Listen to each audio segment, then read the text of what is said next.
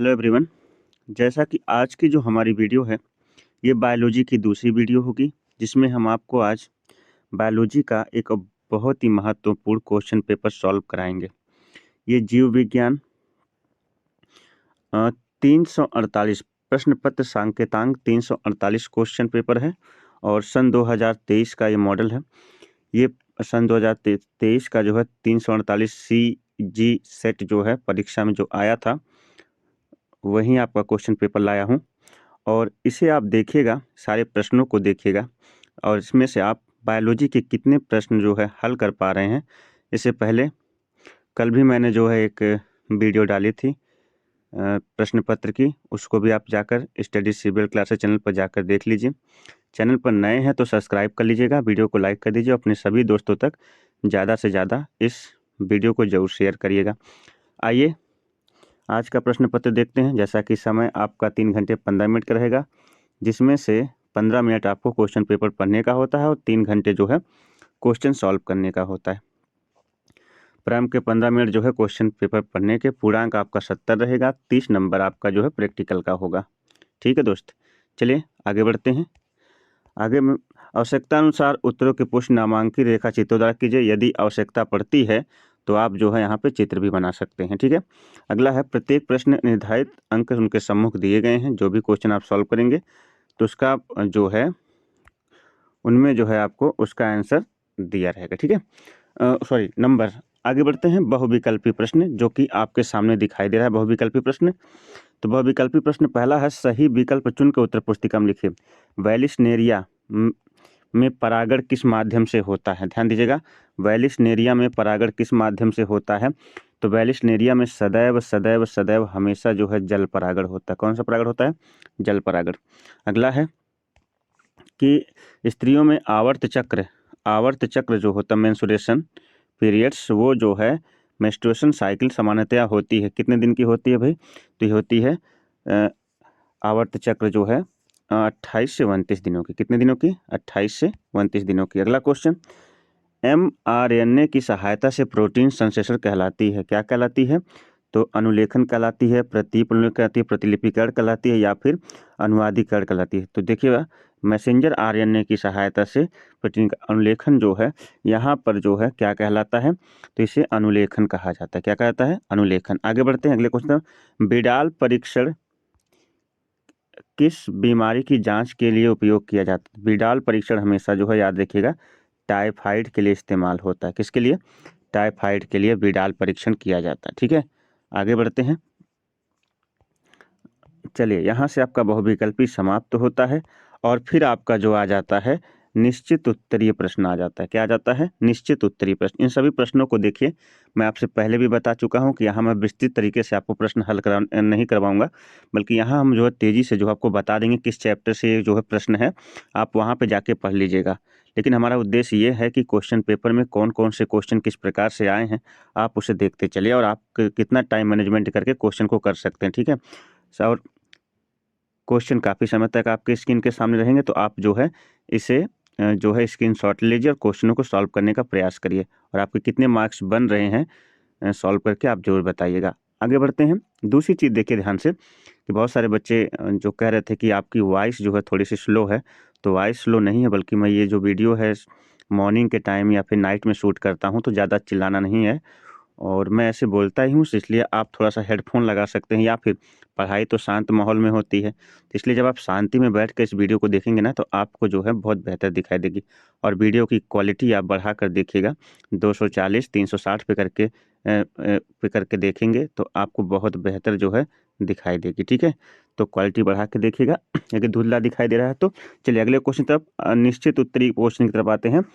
जैव विविधता में तप स्थल को परिभाषित कीजिए। कल वाले क्वेश्चन पेपर में मेरे हॉट स्पॉट आया था, ये इसको हॉट स्पॉट कहते हैं।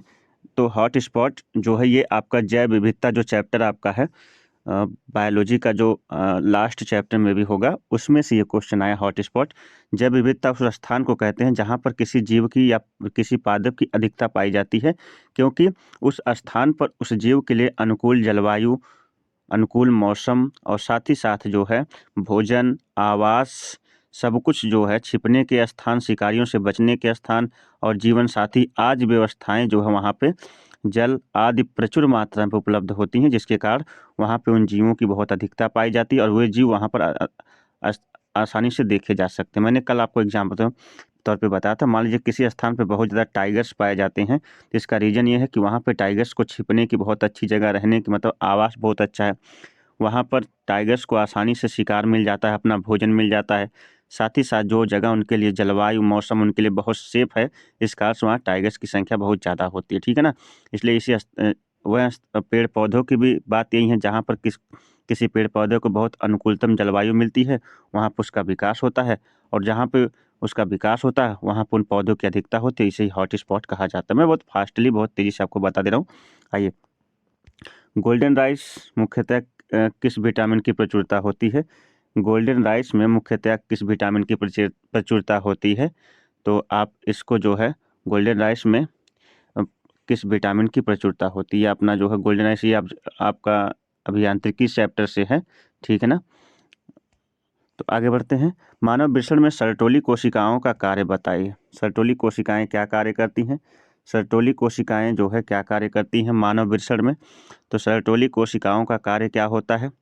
लीडिंग कोशिकाएं कल मैंने बताया था, ये शुक्राणुओं को भोजन प्रदान करती हैं। इसी प्रकार से मानव वृषण में सर्टोली कोशिकाएं जो है क्या करती हैं? सर्टोली कोशिकाएं, इनका कार्य जो है आप पढ़िएगा। मनुष्य में कितनी जोड़ी गुणसूत्र होते हैं? क्वेश्चन कल भी आया था।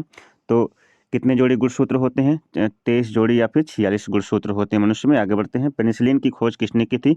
तो अलेक्जेंडर फ्लेमिंग ने किसकी खोज की थी? पेनिसिलिन की। आगे बढ़ते हैं, अगला क्वेश्चन। अब आ जाते हैं हम लोग किस पर आ जाते हैं भाई? हम आ जाते हैं अति लघुत्तरी प्रश्न पर। किस पर? अति लघुत्तरी प्रश्न पर आ जाते हैं। अति लघुत्तरी प्रश्न देखिए यहाँ समाज शुरू हो गया है। चलिए, पहला क्वेश्चन, चिकित्सीय सगर्भता समापन, MTP, मेडिकली टर्मिनेट प्रेगनेंसी ना, क्या है? चिकित्सा की सहायता से गर्भता को समाप्त करना चिकित्सीय सगर्भता समापन होता है। इसे पढ़ लीजिएगा, ठीक है ना आप लोग। आगे बढ़ते, यदि DNA हेलिक्स के एक स्ट्रैंड नाइट्रोजन समाचारों का क्रम इस प्रकार से है, 5 से शुरू हुआ, 3 पे जाके खत्म हुआ है, तो आगे क्वेश्चन क्या पूछ रहा है? आगे क्वेश्चन हमसे ये पूछ रहा है, तो स्ट्रैंड के नाइट्रोजन समाचारों के 3 से 5 दिशा क्या होगी? तो बस इसी को उलट दीजिएगा आप। मतलब जैसे 5 से 3 पे गया ना, आप 3 से 5 पे जाएगा तो आपको हो जाएगा CGTACGT, ऐसे करके मतलब इसका रिवर्स लिख दीजिएगा, ठीक है। यानी C पहले कर दीजिएगा, G उसके बाद T उसके बाद A उसके बाद C उसके बाद G उसके बाद T उसके बाद A उसके बाद CG। तो ऐसे करके आप जो इसका उल्टा लिख दीजिए। जैसे इसने 5 से 3 तरफ पे गया है, तो आप जो है 3 से 5 जाना, तो आप समझ गए, उसका उल्टा कर देना है बस, ठीक है। आगे बढ़ते हैं। एक प्रतिरक्षी या प्रतिपिंड अणु को नामांकित चित्र बनाइए। प्रतिरक्षी प्रतिपिंड मतलब होता है कि एक प्रतिरक्षी जो है प्रतिपिंड का आपको चित्र बनाना है, प्रतिरक्षा का, ठीक है। ये आपको मिलेगा जो है स्वास्थ्य एवं रोग के जस्ट बाद एक प्रतिरक्षा का चैप्टर है, सहज प्रतिरक्षा, जिसमें कई सारे क्वेश्चन हैं, वहाँ पे आपको ये मिल जाएगा, ठीक है। हेरोइन या मार्फिन, नशीले एवं मादक पदार्थ, ये मानव स्वास्थ्य एवं रोग के जस्ट बाद है, ये उसी चैप्टर में ये टॉपिक है। हेरोइन या मार्फिन किस पौधे से प्राप्त की जाती है, ठीक है ना भाई। हेरोइन या मार्फिन किस पौधे से प्राप्त किए जाते हैं। अगला, आणविक जीव विज्ञान के मूल सिद्धांत पे आप क्या समझते हैं? आणविक जीव विज्ञान के जिनमें हम DNA अणुओं का अध्ययन करते हैं ना, ऐसे आणविक जीव विज्ञान कहा जाता है। और इसका मूल सिद्धांत जो अनुवांशिकी है, क्या है? अनुवांशिकी। आइए लघुत्तरी प्रश्न पे आ जाते हैं। लघुत्तरी प्रश्न यहाँ शुरू होता है, लाइकेन और राइकोमाइजा पर संक्षिप्त कीजिए। लाइकेन वही है जिनमें जो है सहजीविता पाई जाती है। इसका आधा शरीर जो है क्या होता है? आधा शरीर शैवाल होता है, आधा शरीर कवक होता है, जिनमें इस प्रकार की जो है सहोपकारिता पाई जाती है, ठीक है। माइकोराइजा पर आपको संक्षिप्त टिप्पणी करना, ठीक है। आगे, सहप्रभाविता क्या है? सहप्रभाविता मतलब साथ साथ प्रभावित होना, सहप्रभाविता है, ठीक है। सहप्रभाविता ये आपको उसी चैप्टर में मिलेगा, सहप्रभाविता और सहोपकारिता, ठीक है। समष्टि एवं जीव वाले चैप्टर में आपको मिल जाएगा। DNA की द्वैकुलीय संरचना का नामांकित चित्र बनाइए। ये क्वेश्चन कल भी आया था। जैसे आपने DNA की द्वैकुलीय संरचना का आपको नामांकित चित्र बनाना था, ठीक है। ये क्वेश्चन आपको कल भी आया, जिसमें एडेनिन, गुआनिन, थायमिन और साइटोसिन। कल वाला मॉडल पेपर, कल वाली वीडियो आप जरूर देखिएगा, उसमें ये सारे क्वेश्चन फिर से रिपीट हो रहे हैं। आगे बढ़ते हैं। अनुलेखन से आप क्या समझते हैं? इसको आप जो है कूट लेखन भी कहते हैं, कोडिंग भी कहते हैं, और कूट लेखन या कोडिंग के नाम से जानते हैं। उसे क्या कहते हैं? इसमें प्रारंभन कोडान होता है और समापन कोडान होता है।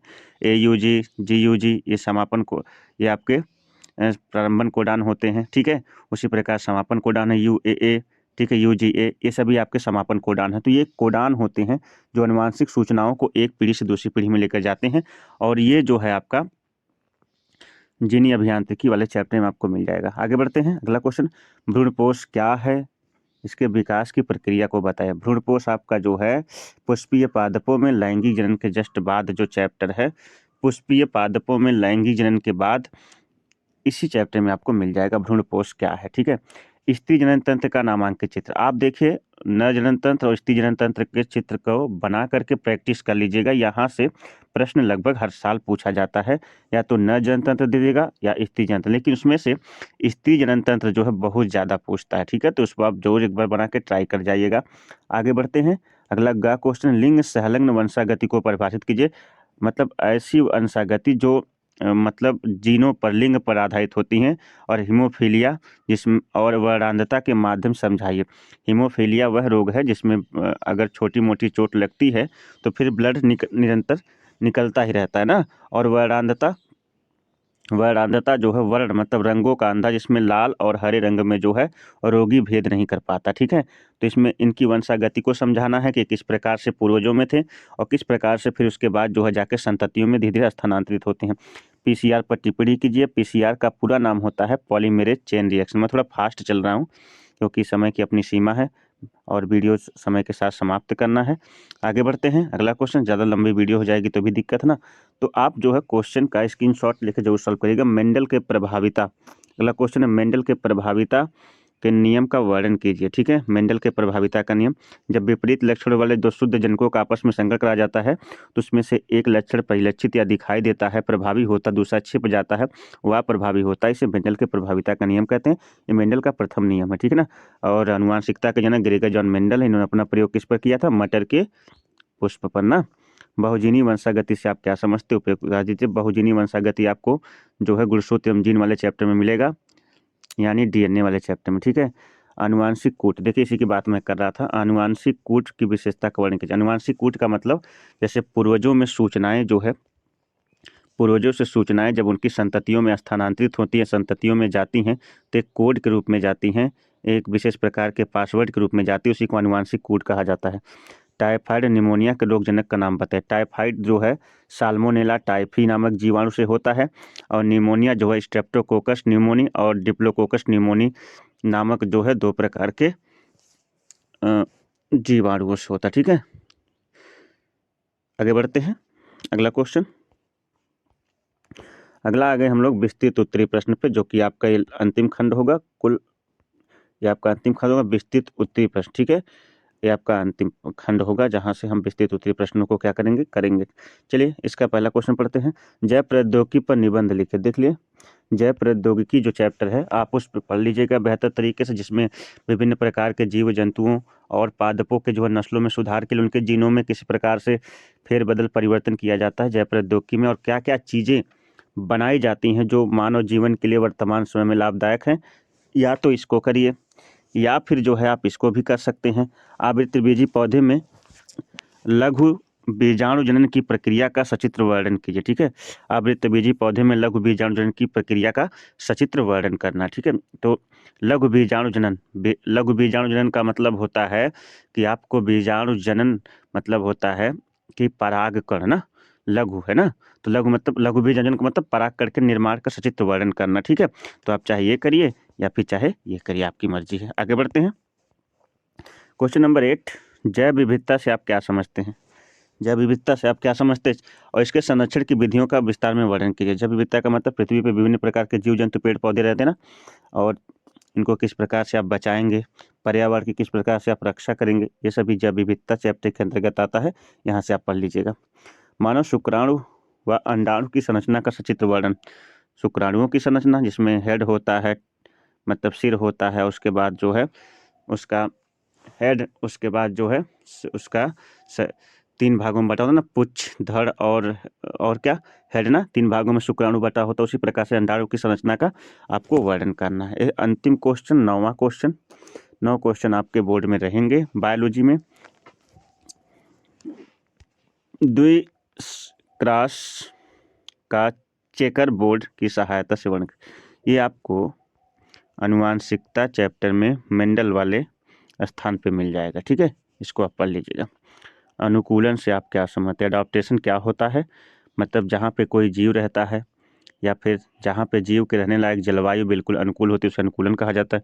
जीवों में जाने वाले विभिन्न अनुकूलों को वर्णन करते हैं, वर्णन कीजिए। ठीक है, ये आपका आज का मॉडल पेपर रहा।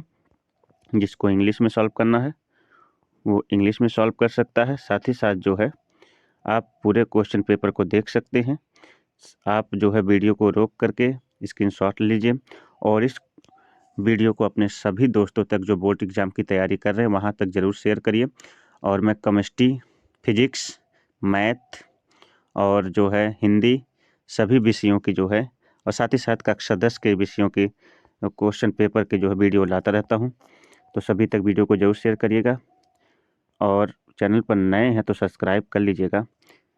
चलते हैं, मिलते हैं एक नए वीडियो के साथ। तब तक के लिए आप सभी को नमस्कार, बाय बाय, जय हिंद। अगली video chemistry previous year question paper की होगी।